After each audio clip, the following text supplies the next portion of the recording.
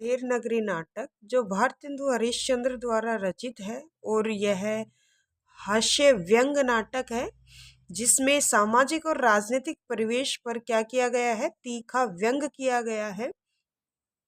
और जो ये अंधेर नगरी नाटक है इसकी रचना वास्तव में भारतेंदु हरिश्चंद्र जी ने बिहार के किसी रजवाड़े को आधार बनाकर की गई है। और हम देखते हैं कि उन्होंने जो ये नाटक है अंधेर नगरी नाटक, इसकी रचना एक रात में ही की थी। और वो देखते हैं कि रजवाड़े का जो राजा है वो नशा करता है, कामकाज की तरफ, जनता की जो तरफ है वो ध्यान नहीं देता, वह न्याय और अन्याय में कोई भेदभाव नहीं समझता। तो इस प्रकार से जो लेखक हैं भारतेंदु हरिश्चंद्र जी, उन्होंने सामाजिक और राजनीतिक परिवेश पर अपने इस नाटक के माध्यम से क्या किया है, व्यंग किया है और ये बताने का प्रयास किया है कि किस प्रकार से जब राजा मूर्ख होता है तो जनता का क्या है, शोषण करता है और उसकी विवेकहीनता के कारण चाहे कोई काम करने वाला है चाहे नहीं, सब के साथ क्या होता है, अन्याय होता है। तो जो ये आपका नाटक है ये 6 अंकों में विभाजित है, यानी कि इस नाटक में अंधेर नगरी जो नाटक है उसमें 6 अंक हैं। तो पहले अंक में किसका वर्णन किया गया है ये हम पढ़ लेते हैं। एक महंत जी हैं और उसके 2 शिष्य हैं, गोवर्धन दास और नारायण दास। वो भजन करते हुए एक नगर में प्रवेश करते हैं और जो गुरु है उसके साथ साथ उसके जो 2 शिष्य हैं गोवर्धन दास और नारायण दास, वो दोनों उसके स्वर में स्वर मिला रहे हैं और वो ये देखते हैं कि जिस नगर में वो जा रहे हैं वह नगर क्या है, बड़ा ही सुंदर है और उन लोगों को संपन्न प्रतीत हो रहा है, यानी कि धन दौलत वाला। महंत जी अपने दोनों शिष्यों को भीख मांगने के लिए नगर में भेजते हैं। गोवर्धन दास पश्चिम दिशा में जाता है और नारायण दास है वो पूर्व दिशा में जाता है। गोवर्धन दास महंत जी से कहते हैं कि गुरुजी, मैं तो बहुत सारी भीख मांगकर ही क्या है लौटूंगा। और जो उसके गुरु हैं वो उसको समझाते हैं कि हमें जीवन में ज़्यादा लालच नहीं करना चाहिए, क्योंकि लालच ही है वो हमारे पाप की जड़ होती है। और लालच से हमारा जो यश है, मान है, वो क्या हो जाता है, मिट जाता है, आदर सम्मान नहीं रहता और जो लालची व्यक्ति है वो नर्क को प्राप्त होता है। और महंत जी उसको समझाते हैं अपने शिष्य को। कौन से शिष्य को समझाते हैं वो, नारायण गोवर्धन दास को। कौन से को समझाते हैं, गोवर्धन दास को वो समझाते हैं कि भीख में सिर्फ हमें क्या है, अनाज यदि मिल जाए तो हमारे जीवन के लिए वही काफी है।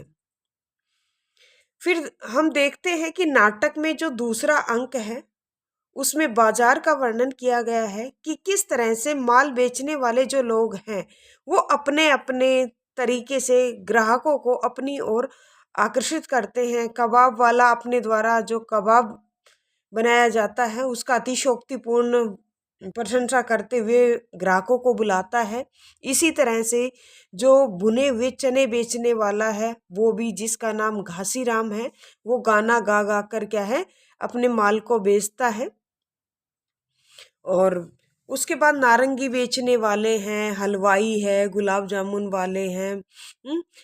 और जो गोवर्धन दास है वो देखता है कि किस प्रकार से हर जो मिठाई है, चाहे वो गुलाब जामुन है, बर्फी है, लड्डू है, जलेबी है, वो सब क्या है, टके सेर है। फिर वो थोड़ी दूर आगे चलता है, देखता है कि एक कुंजड़िन है वो धनिया बेच रही है, मेथी, पालक, चौलाई ये सब बेच रही है, यानी कि वो सब्जियां बेच रही है। तो वो सब भी किससे बेच रही है, टके सेर बेचती है। एक मुगल आगे जाता है जब गोवर्धन दास, तो एक मुगल उसको मिलते हैं, वो अखरोट, पिस्ता, मुनक्का, किशमिश वो बेचते हैं। तो वो भी देखता है कि वो सब किस में बेच रहे हैं, टके सेर बेचता है। और आगे चूरन बेचने वाला उनको मिलता है, वो भी अपने एक विशेष लहजे में चूरन बेच रहा है। और वो भी देखता है कि वो कहता है कि मेरा जो चूरन है उसका प्रभाव ऐसा है कि कोई भी क्या है यदि रिश्वत लेता है तो वो रिश्वत भी क्या है जल्दी से पच जाती है। इस प्रकार से मछली बेचने वाले भी टके सेर के भाव से मछली बेच रहे हैं। तो जो गोवर्धन दास है वो देखते हैं कि सभी, चाहे वो सब्जी वाला है, चाहे वो फल वाला है या मिठाई वाला है, सबके जो भाव है वो क्या है टके सेर के हिसाब से वो सब बेच रहे हैं। और चाहे वो आटा है, दाल है, चीनी है, घी है, सब लोग से टके सेर के से ही बेचते हैं। गोवर्धन दास सब लोगों से पूछता है, उनके जो भाव है वो बार बार पूछता है। और वो ये सब देखकर क्या हो जाता है, आश्चर्यचकित रह जाता है कि ये कैसा नगर है। ये तो क्या है, अंधेर नगरी है। और यहाँ पर क्या है कि सब हैं जो टके सेर के हिसाब से ही है, यानी कि चाहे वो मिठाई है, फल है, सब्जी है, किसी को कोई अंतर ही नहीं पता। तो ये अपने मन में सोचता है कि ये तो अंधेर नगरी है और यहाँ का जो राजा है वो मूर्ख है अर्थात चौपट है। तो गोवर्धन दास को भीख में 7 पैसे मिले, इसलिए वह हलवाई की दुकान से 3.5 सेर मिठाई क्या करता है, खरीद लेता है। और वो ये सोचता है कि अपने गुरु के साथ उस मिठाई को क्या करेगा, खाएगा। अब तीसरे अंक की शुरुआत होती है। भिक्षा प्राप्ति के पश्चात जो नारायण दास है और गोवर्धन दास है वो अपने गुरु से मिलते हैं। और महंत जी और नारायण दास तो राम भजन करते हुए आते हैं, लेकिन जो गोवर्धन दास है वो अंधेर नगरी से बहुत प्रभावित हो जाता है। और जो महंत जी हैं वो उसकी गठरी को देखकर पूछते हैं, अरे गोवर्धन दास तुम्हारी इस गठरी में क्या है। तो गोवर्धन दास उनको बताते हैं कि इसमें 3.5 सेर क्या है, मिठाई है, जो उसने भीख में जो पैसे मिले थे, कितने 7 पैसे, उसमें टके सेर के हिसाब से उन्होंने खरीदी है। उनके गुरु को उस बात पर विश्वास नहीं होता और वो कहते हैं कि मिठाई इतने सस्ते दाम में कैसे मिल सकती है। तो वो कहता है कि चलो मैं देखता हूँ। और जाकर वो देखते हैं उसके गुरुजी, तो सच में ही जो सारी चीजें हैं वो क्या है, टके सेर के हिसाब से, जो भी है, हलवाई है, सब्जी वाला है, चूरन वाला है, वो सब टके सेर के हिसाब से दे रहे हैं। और ये बात देखकर जो महंत जी है वो अपने शिष्य को, कौन से को, गोवर्धन दास को समझाते हैं कि जहाँ पर किसी, चाहे वो महंगी वस्तु है या सस्ती, या हम कह सकते हैं कपास और कपूर में ही लोगों को अंतर नहीं पता, अर्थात दोनों के गुणों में बहुत बड़ा अंतर है। उनको यही नहीं पता कौन सा गुणी है, कौन सा अवगुणी है। तो इस जगह पर रहना खतरे से खाली नहीं है, तुम्हें यहाँ से क्या है, चले जाना चाहिए। लेकिन गोवर्धन दास है वो नहीं मानते। वो कहते हैं कि मुझे तो क्या है, यही ये जो है नगर बहुत अच्छा लगा और यहाँ सुख ही सुख है, सारी जो चीजें हैं वो बहुत सस्ती है और मैं तो यहाँ पर ही रहूँगा। तो वहाँ से जो नारायण दास है और उसके गुरुजी हैं वो चले जाते हैं, गोवर्धन दास वही रुक जाता है। जाते समय जो उनके गुरुजी है वो कहते हैं, ठीक है तुम यहाँ रुको, लेकिन यदि कोई भी कठिनाई तुम्हें आती है तो मुझे जरूर याद करना, मैं तुम्हारी सहायता करूँगा। क्योंकि जो गुरु है वो शिष्य को कभी संकट में नहीं छोड़ सकता। फिर आगे नाटक में चौथे अंक की शुरुआत होती है। एक राजसभा है, राजसभा में राजा है, मंत्री है, नौकर, सभी अपने अपने स्थान पर बैठे हुए हैं। राजा नशे में है, उसका सेवक उसे और अधिक शराब पिला देता है। राजा मूर्ख है, सेवक को बिना कारण के सजा देना चाहता है। जो मंत्री की चालाकी से क्या हो जाता है, बच जाता है। जो मंत्री होते हैं वो भी उसकी जी हजूरी करते हैं। दरबार में जितने भी लोग हैं सभी मूर्ख हैं, और सबसे बड़ा जो मूर्ख है वो क्या है? राजा है, अविवेकी है, बुद्धिहीन है, डरपोक है। उसी समय वहां पर एक व्यक्ति दरबार में आता है और वह ये शिकायत लेकर आता है कि कल्लू बनिया की दुकान, सॉरी, कल्लू बनिया की जो दीवार है वो गिर गई है। उसके गिर जाने से उसकी बकरी उसके नीचे कुचलकर मर गई। इसलिए वो राजा से गुजारिश करता है कि उसे न्याय मिलना चाहिए और जो अपराधी है उसको दंड मिलना चाहिए। लेकिन राजा तो मूर्ख है, वो अपनी मूर्खता का परिचय देता है और वो कहता है कि दीवार को ही गिरफ्तार कर लिया जाए। लेकिन जो दीवार है वो कैसे गिरफ्तार हो सकती है? नहीं हो सकती। इसलिए वह एक एक करके कई लोगों को बुलाता है, जैसे बनिए को बुलाता है, कारीगर को बुलाता है, चूने वाले को बुलाता है, भिस्ती, कसाई, गडरिए को, कोतवाल को, सबको एक एक करके राजा के सामने पेश किया जाता है। और वो सभी लोग क्या करते हैं, अपना जो दोष है वह एक दूसरे पर टालते जाते हैं और स्वयं को निर्दोष सिद्ध करते जाते हैं। राजा फिर अपनी मूर्खता का परिचय देता हुआ, यानी कि कोई विवेकशीलता नहीं वो दिखाता, और वो कहता है कि नगर में जो कोतवाल है उसको फांसी की सजा सुना देता है और वहां से अपने मंत्री के साथ चला जाता है। वह न तो शिकायत करने वाले की समस्या को समझता है और न ही कोई क्या है न्याय करता है, न ही जिसने अपराध किया है उसको दंड देता है, बल्कि जिसने अपराध नहीं किया, निरपराधी है, उसको वो क्या है सजा सुनाकर चला जाता है, कोतवाल को फांसी की सजा। फिर यहाँ से 5वां अंक शुरू होता है आपके नाटक का। तो जो गोवर्धन दास है वो टके शेर के हिसाब से उस नगर में रह रहकर मिठाइयाँ खा खाकर बहुत मोटा हो गया था। अपना जीवन बड़े ही आनंद के साथ बिता रहा था, खाना पीना सोना और गाना उसका काम था। वह क्या करता, जब वह नगरी में जाता तो जो वो राज्य था वहाँ की अवस्था का वर्णन करता। किस तरह से जो लोग हैं वो, चाहे वो उच्च वर्ग के हैं निम्न वर्ग के, सभी एक तरह के हैं, सब लोग विवेक शून्य हैं, बुद्धि से रहित हैं। पापी और पुण्यात्मा में कोई अंतर नहीं है, पाप पुण्य में कोई भेद नहीं है।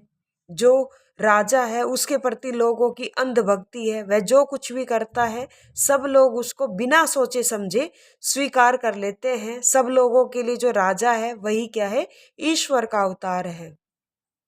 और उन लोगों का मानना है कि जो राजा है वो अन्याय नहीं कर सकता, इसलिए सारे देश में अन्याय का बोलबाला है। और राजा के जो कर्मचारी है वो क्या है, बुरे आचरण वाले हैं, यानी कि जनता के साथ मनचाहा अत्याचार करते हैं। लेकिन जो राजा है वो उनको कुछ नहीं कहता और प्रजा भी उनको कुछ नहीं कह सकती, इसलिए वे अपनी मनमानी करते हैं, जिस कारण सारे राज्य में क्या छाया रहता है, आतंक छाया रहता है। जो सच बोलता है उसे कष्ट सहना पड़ता है, जो झूठ बोलता है वो पदवियां प्राप्त कर लेता है। अर्थात वहां पर सभी लोगों को एक ही लाठी से हाँका जाता है।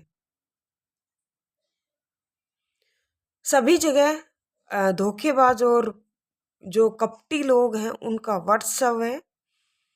इतना होने पर भी जो गोवर्धन दास है वहां रहकर खुश है, क्योंकि उनको खूब खाने को मिलता है और उसे लगता है कि उसने गुरुजी के साथ ने जाकर बहुत अच्छा किया।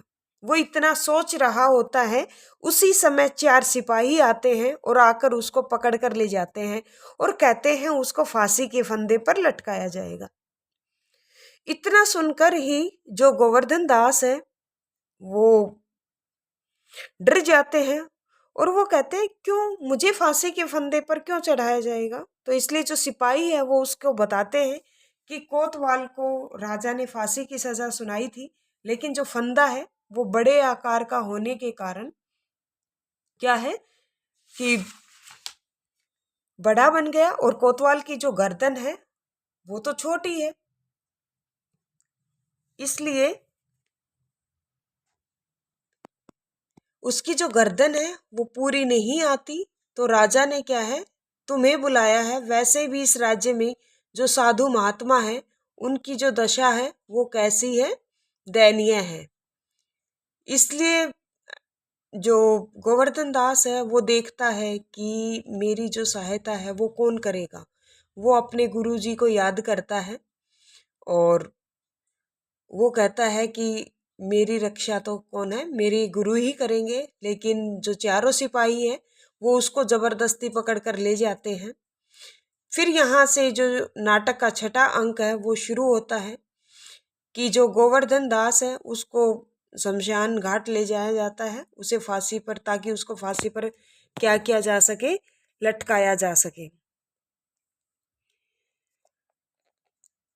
सिपाही वो गिड़गिड़ाता है, रोता है, चिल्लाता है, लेकिन जो सिपाही है वो उसको नहीं छोड़ते। तभी वो देखता है कि उसके सामने जो गुरु है वो अपने शिष्य नारायण दास के साथ आते हैं।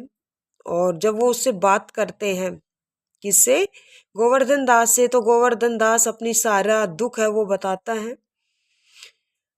तो गुरु उसको सीख देते हैं कि जब तुम्हें फांसी पर चढ़ाया जाए तो तुम बोलना कि मैं पहले जाऊंगा, फांसी पर मैं चढ़ूंगा और मैं बोलूंगा कि पहले मैं जाऊंगा। तो इस तरह से जो गुरु और चेले हैं वो दोनों क्या है, मरने के लिए इस घड़ी में जिद करने लगते हैं।